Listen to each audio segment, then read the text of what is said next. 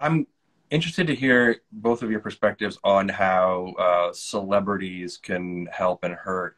And I'll frame it like this. I know there's a lot of data to show, like when a prominent famous person completes suicide, there's been in some countries like a copycat effect, increase attempts and completions. On the other hand, you have, I think for the first time that I can remember, people being very open about their mental health struggles, and instead of saying, oh, I'm a celebrity, I'm perfect, I have no problems, like I don't feel safe, I'm going to withdraw from the Olympics because I don't feel I can do that. Or I'm a senator, I'm going to go into Walter Reed and get mental health treatment. And so I feel those are the extremes. Does every celebrity need like a primer on like how to like be a force for good for social media for kids? So Dr. Gold and I have written about this. I think that, I think some celebrities do it really, really well. And I don't know if they have an advisor or what, but I think that, I am very pro celebrities and, disclosing their mental health struggles. And I think it could be very effective. It has been very effective. And I actually think, and I know Dr. Gold thinks this too, that we as psychiatrists really need to partner with celebrities more.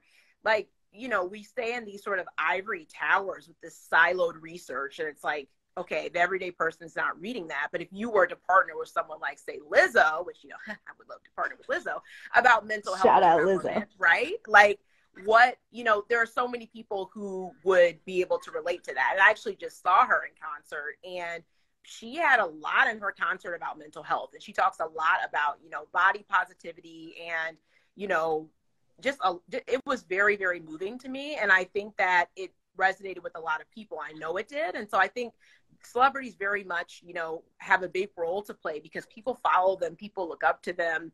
People relate to them. They think that they're perfect, like what you said. And so if they see, oh my gosh, this person who I've always looked up to actually struggles with substance use, or they struggle with depression, we've definitely seen in the data that it does lead to increased, help-seeking behavior. So yeah, I would love, it's like we would partner with celebrities more, psychiatrists. I think it would be actually quite life-changing. Yeah, it's complicated too, right? Like I think we often hear about the extremes and not the spectrum of mental health. So we should not only be talking about mental health as it relates to suicide, and it should not be only when it is a negative outcome that is then publicized incorrectly, because there are lots of rules about talking about suicide in the media that no one follows. And so it shouldn't have to be us repeatedly saying, stop that, don't do that, that's dangerous. And it should be like these self-disclosures, like people like Simone Biles have done, are wonderful and helpful. And they're people that maybe would have never thought mental health applied to them in any capacity, who see the symptoms look different in a person that looks like them. And that's really important, which is why we need multiple stories and not just like the ambassador for all mental illness in celebrities, right? But like, we talk a lot more about the negative effects and people talking poorly about their experience with so-and-so. And so I do think it's important to think about like what coaching looks like to tell your story, because like if you talk about something, you have to be sure that it's your experience, not everyone's experience.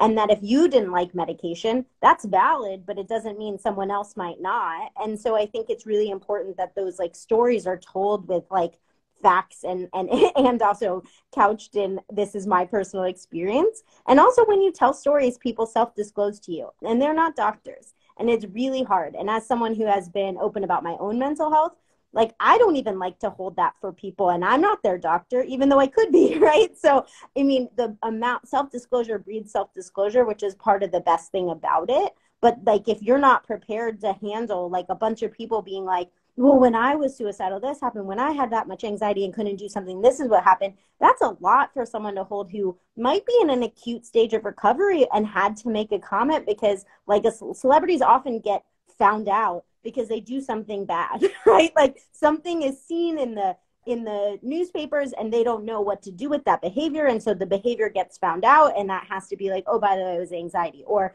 I was not nice to that reporter because I don't like reporters when they make me anxious, right? And so it comes up in those settings. And so it really needs to be aware that like somebody is in an acute state most of the time when that is happening, and shouldn't be. They're probably not even ready to tell their story. So I think that's really hard too, is like, ideally you'd be ready for it prepared for it and supported through it, right? Yeah, I mean, I'm actually thinking of a medical thing. I wrote about this in Slate a few years ago. There was this moment where John McCain like had sort of like this weird moment when he was not really making sense in the Senate, and his PR team sort of, oh, he's fine. He just was up late watching a baseball game, and you know, we learned down the road that he had a really serious problem, right? That was life threatening and ultimately was fatal.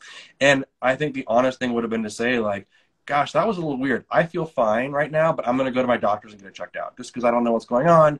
And I've never had that happen to me. So we'll update you. Instead, there was immediate spin, like the senator's fine, I'm fine. No, there's no possible way I could be ill, right?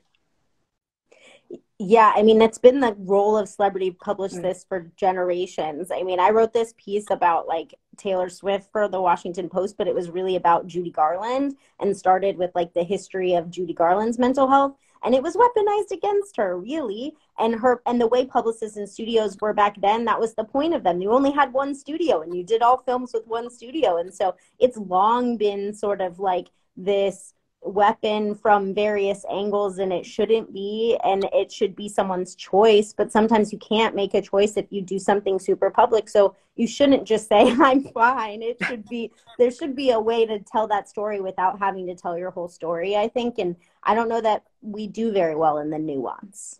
Yeah, I would agree with that for sure.